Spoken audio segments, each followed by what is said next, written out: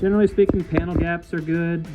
Check the A-pillars. The A-pillars are tight and not corroded. There's one little sort of body dent here. You can kind of see a little shadow there with the light that the car has, and I might try to pull it. I've got a little dent pulling kit, so I might try to pop that out and see if we can make that work.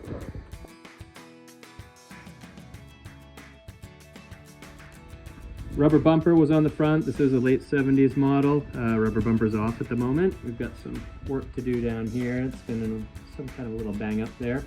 I actually bought a chrome bumper for an earlier, the Mark III Midget, and we're gonna actually put that on because we really like the look of the chrome bumper with the grille.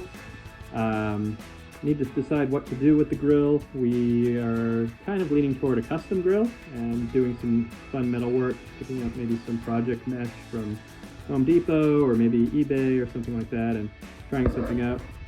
For a lot of people who do this type of thing, they tend to cut these bumper mounts off, the rubber bumper mounts. They cut them back to, you can see where they kind of disappear into the car, into the engine bay. People will cut them all the way back.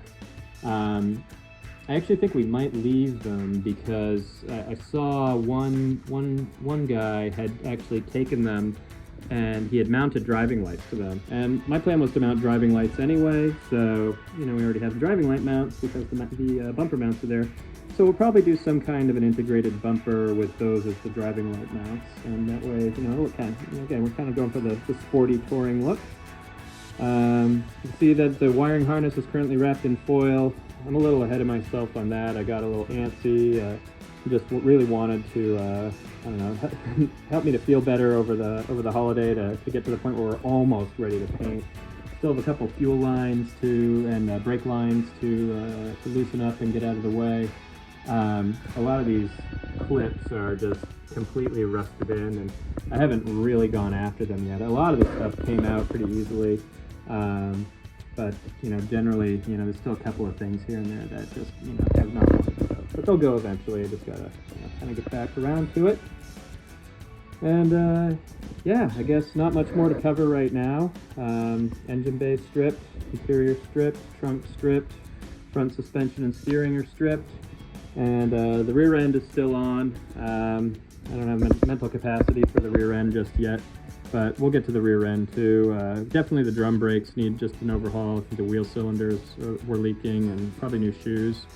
So we'll get there before it's really drivable. But it's January 2023, just after the new year at the moment. Our goal after picking it up at the end of September was to have it to this state, essentially, by the end of 2022. So we've gotten there.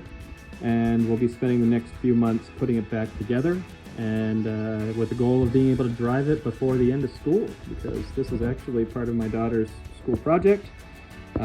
She's working on a journalism project, and she wanted to document this as her project.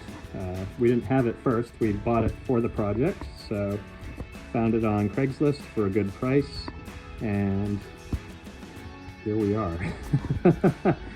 So we're excited. We've got new parts coming in already, and it should be kind of fun. So thanks everyone. Hopefully you'll have fun following along with this. I know there's a lot of MG videos, video channels out there, but you know, hopefully you'll see some cool stuff on this one and learn some things along the way. So thanks. See you later.